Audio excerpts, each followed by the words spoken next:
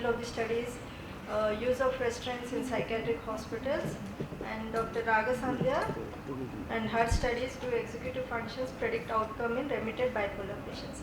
And the chairpersons for this session is Dr. Pramod sir and Dr. Keshav Rao sir. I request them to please grace the stage and preside over the session.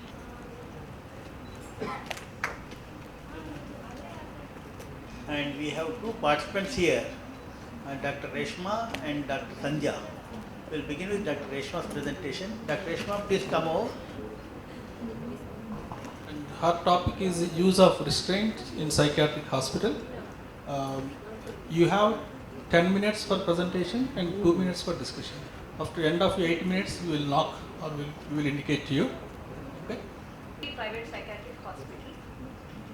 The most common types of the freedom restricting procedures that are used in psychiatric practices are manual or physical, mechanical, chemical, environmental or seclusion. The use of restraints has both the positive and the negative aspects. The positive aspects are it's useful in handling uncontrollable and exceptionally aggressive patient. It can reduce or avoid harm to the patient and to the staff. And it's useful in patients who have medical conditions which limit the use of adequate dose of medications. And it also plays a role in organic illnesses where unexpected excitement or violent behavior can happen, and the use of medications can lead to oversedation. It also comes with a lot of negative aspects. First and foremost, there's violation of the human rights. It can cause physical injuries ranging from abrasions and to fatal injuries. It can cause negative psychological impact on the patient, on the family members, as well as on the staff involved. And seclusion and restraint use is not supported by the evidence-based studies. And last but not the least, there's possibility of misuse of this procedure by the staff. Coming to the restraint practices in India, Mental Health Act 1987 gives a very broad perspective on the use of restraints, whereas Mental Health Care Bill 2013 gives clear guidelines on the use of restraints. The data available from India was a questionnaire-based survey of psychiatrists. Around 278 psychiatrists were involved in this study. 80% of them said that they would use physical restraint sometime or other, and 70% of them reported that they would take informed consent from the relatives of the patient. And 60% of the psychiatrists involved in the study were from the government setup and 40% from the private psychiatric setup. Not knowing the ground realities of the restraint use, mental health professionals are put on defensive, and knowing the exact frequency of the restraint use, the clinical characteristics of the patient, and the duration and type of the restraint use in Indian settings, the data are sparse. And understanding the exact picture would help us to change the public perception about violation of the human rights in psychiatric settings. The aim of this study was to know the restraint practices in a tertiary private psychiatric hospital. The objectives was to know the frequency, the duration of the restraint, the types of the restraint used, and also to know the diagnostic categories of the patients requiring the restraint. Materials and methods, the Institutional Ethics Committee approval was obtained to conduct the study. All the patients admitted in the tertiary psychiatric hospital during a period of 2 months from 15th of September 2015 to 15th of November 2015 were included in the study. There were a total of 394 patients involved in the study. The details of the subject's age, gender, psychiatric diagnosis as per ICD-10 criteria were taken. The restraint data like frequency, type, duration were also collected prospectively. All the admitted patients in the hospital do have an accompanying legally accepted representative, and restraint procedures whenever applied are explained to the family members. Restraint events were further classified into mechanical and chemical. Chemical restraint, as per our study, we defined it as injectable psychotropic use in a patient when he or she is not accepting oral medication, she is violent or aggressive and is a threat to self or others. The mechanical restraint used in our setting was 4-point light restraint.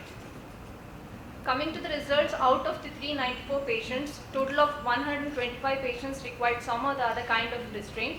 97 patients required chemical restraint and 28 required mechanical restraint. Coming to the number of the restraint events, there were 244 injectable chemical restraint events, and there were 37 mechanical restraint events. Of the coming to the percentage of restraint use based on the admissions, only 7.10% of the admissions required mechanical restraint, whereas 24% of them required. And then mood disorders. And what was the duration of restraint, taking into consideration the different diagnoses? Have you noted those things? Diagnosis wise breakup was not done. Was done. So what is your general experience overall? So majority of the patients, it was like 15 to 30 minutes. only on rare cases it went up to 270 units. Welcome to the second annual conference of the Telangana State Branch. Today I am going to present a paper on Do Executive Functions Predict Outcome in Remitted Bipolar Patients, a case control study. Bipolar spectrum disorders affects approximately 2% of the general population. Recent evidence suggests that a large proportion of patients with bipolar disorders have poor functional outcomes. These are the various studies showing the same. Cognitive deficits during acute phases of the illness is well documented, but recent studies have shown that these deficits persist even during periods of euthymia, but to a lesser degree. And the cognitive domains mostly affected are the verbal learning and the executive functions. The various components of the executive functions include abstract thinking, set shifting, planning, fluency, response inhibition, and working memory. And executive functions are also known to affect everyday functioning, which might contribute to the poor functional outcome in these patients. So the aim of the present study was to examine executive functions and global functioning amongst a group of remitted bipolar disorder patients in comparison with healthy controls, and to also examine whether executive function deficit predicted global functioning. For this, 20 patients diagnosed with bipolar affective disorders according to the ICD-10 criteria were recruited as a study group. The inclusion criteria being minimum 5 years duration of illness from the first episodes, currently in remissions, that is scores on Young Mania rating scales less than 11 and Hamilton rating scale for depressions less than 8. The age group included was 20 to 50 years with minimum education of 7th class, and the informed consent was taken. Similarly, 20 healthy controls with no present, past or family history of psychiatric illness were taken into the control group. All the subjects after being recruited were administered a study questionnaire which included background socio-demographic details, illness related data, YMRS and HRSD scales to assess for psychopathology, and global assessment of functioning scale to assess overall functioning. Executive function tests were administered to both groups, which included the following tests. The fluency test, which is a measure of initiation, working memory and fluency. In phonemic fluency, the patients were asked to generate as many words as possible starting with each letter F, A and S, or in their mother tongue starting with Ka, Pa, Ma. The average number of words generated formed the score. In animal fluency, the number of animals named in 1 minute excluding fishes, snakes and birds were formed the score. The color trails 1 and 2, this is a first figure is the color trail 1. It is a measure of attention and psychomotor speed. The numbers from 1 to 25 are randomly spread. The subject has to point to successive numbers in an ascending order, and the time taken was noted. In color trail 2, it is a measure of working memory and set shifting. Numbers from 2 to 25 are printed twice, once in pink and once in yellow color. The subject has to point to successive numbers in ascending order in alternating colors. Suppose if example 1 in pink, 2 in yellow, 3 pink, 4 yellow. The time taken to complete the task was noted. Next is a Stroop test, which is a measure of response inhibition. As shown, it consists of various words printed in different colors. It consists of 16 rows and 11 columns. The subject is asked to read column wise. The time taken to read the words was noted, which is the Stroop word score. And next, the subject is asked to name the color in which the word was printed. And the time taken was similarly noted, which was the Stroop color score. The difference of the Stroop color minus word score formed the Stroop effective score. Next is the Tower of London test, which is a measure of planning and sequencing. It has in total of 12 problems. The subject has to arrive at a goal state provided by the examiner on his board. These problems can be solved with minimum number of moves, like the first 2 problems with 2 moves, next 3, 4 and 5 moves. So total number of problems solved with minimum number of moves form the score. All the data taken was systematically recorded in a study pro forma and was analyzed with SPSS 23. Initially, as a first step, the data was assessed for its distribution characteristics and found to be normally distributed. The descriptive statistics. The more logical thing would be, one is Ka, another is Cha Varga, means Cha Cha Cha Chai, another is Ta Varga, Ta Tha Da Dha Na, another is Ta Varga, Ta Tha Da Tha Na, either of them. Another is Pa Varga, Pa Pha Ba Bha Ma. Pa and Ma belong to the same category. Why? Because Ka Varga comes from the neck, Pa Varga comes from the lips, labials. Ta Varga, Ta, Tha, Da, Dha, Na, that comes from the Dr. dental. Sharma garu, That's all. please put the, yeah. Madam, why did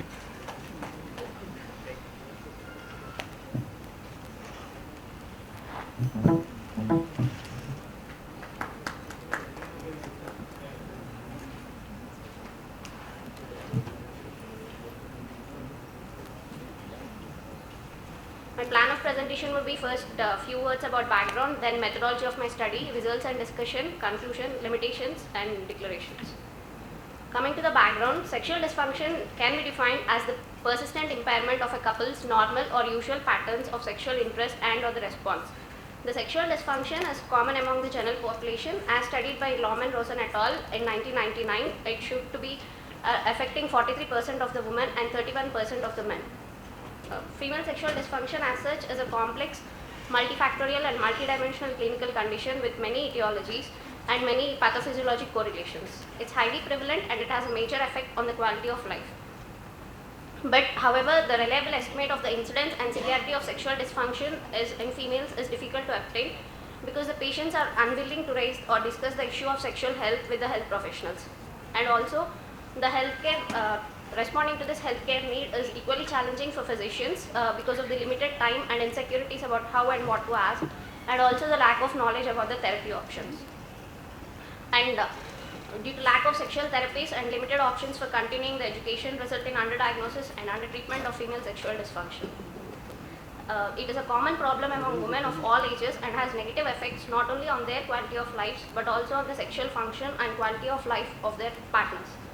It can also affect the mental health of the entire family and in turn the society.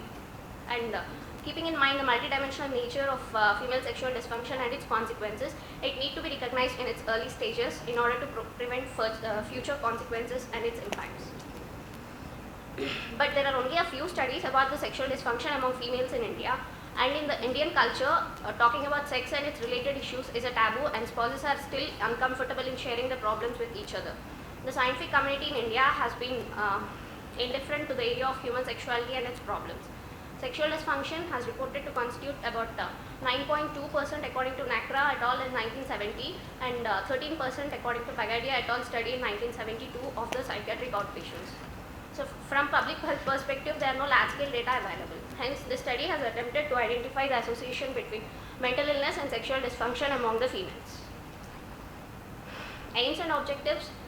It is to assess the sexual dysfunction among the female patients attending the psychiatric outpatient department, to study the relation of mental illness on sexual dysfunction of the patient, and to study the influence of socio-demographic profile on the sexual dysfunction. Patients, the females who were diagnosed to have psychiatric illness and who gave consent to the study were included. Sexually active females between the age group 18 to 60 years were taken, and who had sexual activity during the past 2 weeks of the study.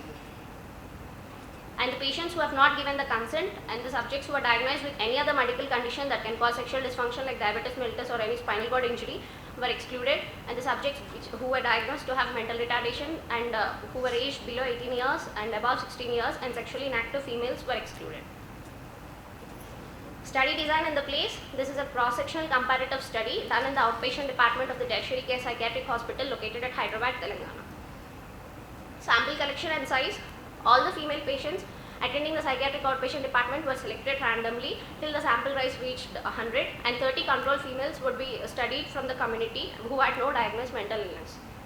The respondents were classified as having sexual dysfunction if the SX total score was more than 18, which ranges from 5 to 30. The study instruments used were initially informed consent would be taken from the patients or the patient's attendant, and the semi-structured socio-demographic questionnaire including the patient details and the illness details are noted. Arizona sexual experience scale was administered by translating the questions to the patient's local language because all the questions are in English. The history of the scale in detail, SX Arizona sexual experience scale, it's a 5-item brief questionnaire diagnosed to measure the sexual functioning among both males and females in the following domains: sexual drive, arousal, penile erection in case of males and vaginal lubrication in females, ability to reach the orgasm and satisfaction of the orgasm over the past 1 week. It was first developed by McGaughy et al. In the University of Arizona, and it was first developed to study the influence of mainly selective serotonin reuptake inhibitors on the sexual dysfunction in mental illness patients and end-stage renal disease. All the items are rated on a 6-point scale ranging from 1 to 6, 1 indicating the hyperfunction, that is extremely easy, and 6 is the hypofunction, very difficult, providing a total scale range of between 5 and 30. The scoring, a total score of more than 8 or a score of more than 5 of any single item or any 3 items with individual scores more than 4 are considered to be clinically significant sexual dysfunction.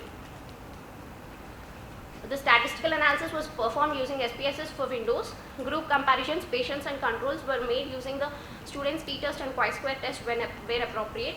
Pearson's correlation coefficient was performed to examine the possible relationship between the ASEC scores and clinical variables, and ANOVA was also done where appropriate. The socio-demographic details of the sample were a total of 92 patients were collected and 30 controls. Most of them were Telugu speaking females, accounting to 80% of the patients and 80% of the controls. Most of them were illiterate, accounting 57.6% among the patients and 33% of the controls. And most of the patients and controls belong to the lower socioeconomic class since it was done at a government setup. And most of the sample population were unemployed or housewives. And various mental illnesses with their percentages among the studied population. Schizophrenia was the highest, accounting to 63.4%, then mood disorders 33%, only 3% of substance use disorders and 7% of anxiety disorders. Here there was no statistical significance with the ASEC score was associated when studied. The ASEC scores between the groups, between the two groups, that is patients and controls, the mean of ASEC score was trying to learn psychiatry. I want to know, you said in the inclusion criteria some sexual activity before 2 weeks prior to the study. What do you mean by sexual activity? It's a very vague term. What exactly you mean by sexual activity, and what did you ask the patient? What did they answer? Thank you. Sir, I have asked about the intercourse, sir. Anybody, any questions? I'm Dr. Bhaskar from Institute of Mental Health, and my topic for discussion is biological rhythm disturbances in patients with bipolar disorder under remission. My plan of presentation is introduction, background, aims and objectives, methodology, results and discussion, limitations and conclusions. So biological rhythms, the examples for that like sleep, appetite and going to work are very important aspects which govern the human life. The bipolar affective disorder patients have a lot of issues which affect their psychiatric illness and its course. So the study of their impact may help in improving the compliance with better quality of living, thus reducing the need for hospitalizations. So for that, usually bipolar disorder, which is a major mental illness and is a significant public health concern, was usually understudied compared to other mental health disorders, according to Hyman 2000. Disruptions in the internal biological rhythms may be responsible for the mood shift experienced by the bipolar disorder individuals.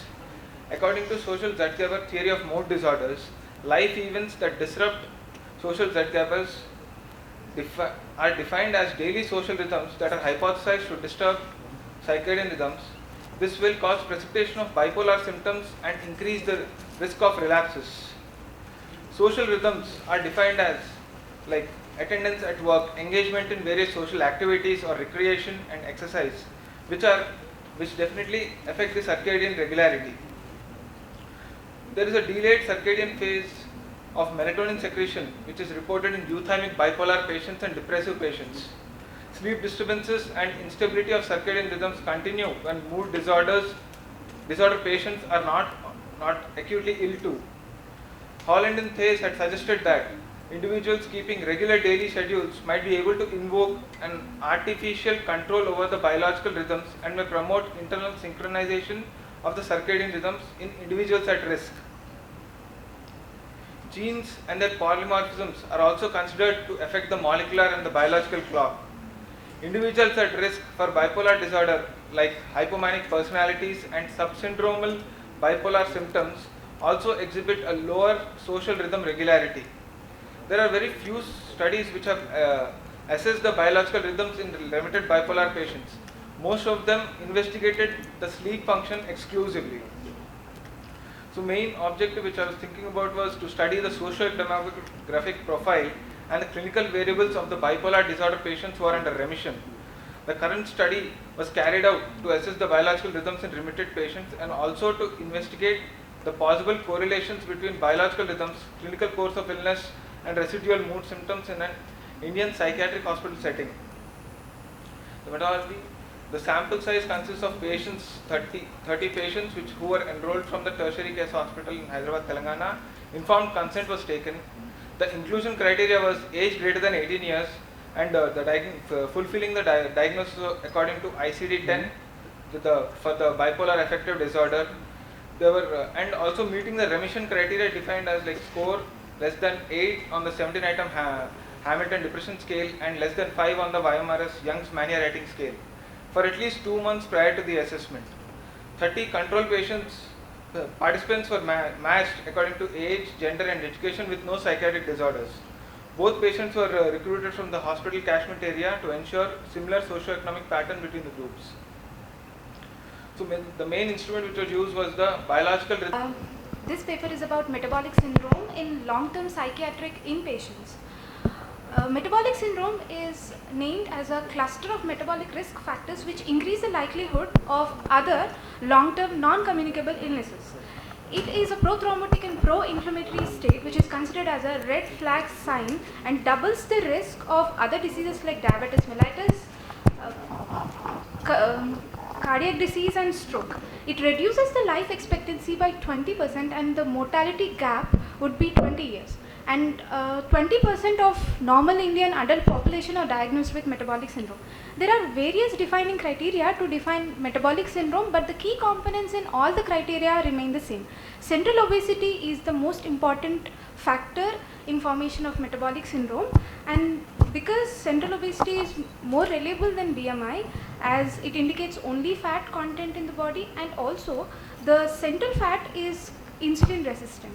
So it forms the most important thing, and patients with chronic mental illness are especially are at increased risk of metabolic syndrome because of antipsychotic usage for long term and lack of physical activity, increased prevalence of smoking in the population and lack of awareness about the dietary factors. And other genetic factors might also contribute to increased risk of metabolic syndrome in this population. And the studies also show that there will be a dysregulation of cortisol and disruption of the hypothalamic pituitary adrenal axis, which is found in schizophrenia and also seen in metabolic syndrome, and this is also contributing to the increased risk. And antipsychotic usage, action of antipsychotics on 5-HT2 and histamine 1 receptors is considered to be responsible for increased risk of metabolic syndrome, and the highest risk is seen with clozapine, olanzapine, and moderate is seen with risperidone, chlorpromazine and quetiapine. And since 2003, FDA has made warning of diabetes on antipsychotics mandatory. Aims and objectives of the current study to study the prevalence of metabolic syndrome in a long-term in patients with chronic mental illness, and also to study the correlation of usage of antipsychotics and metabolic syndrome in mentally ill patients. Materials and method, a cohort of patients who were on a long-term stay in a rehabilitation center and who were on antipsychotic medication were included in the study. The duration of the stay and the choice of the medication was decided by only treatment team. And the study had been approved by the institutional ethics committee. Inclusion criteria was patients with minimum of 6 months hospital stay and minimum with 6 months antipsychotic usage, patients with a diagnosis of schizophrenia spectrum or bipolar, and patients who gave informed consent. Exclusion criteria was any other diagnosis other than bipolar or schizophrenia and who were not on antipsychotics for minimum of 6 months and the stay for less than 6 months. And the sample, the 74 adult mentally ill patients in which 32 a female and 42 were male, who were on antipsychotic medication with different diagnoses and with a minimum 6 months stay in the rehabilitation center, were assessed for the presence of risk factors for metabolic syndrome. Tools for the illnesses. Sir, actually the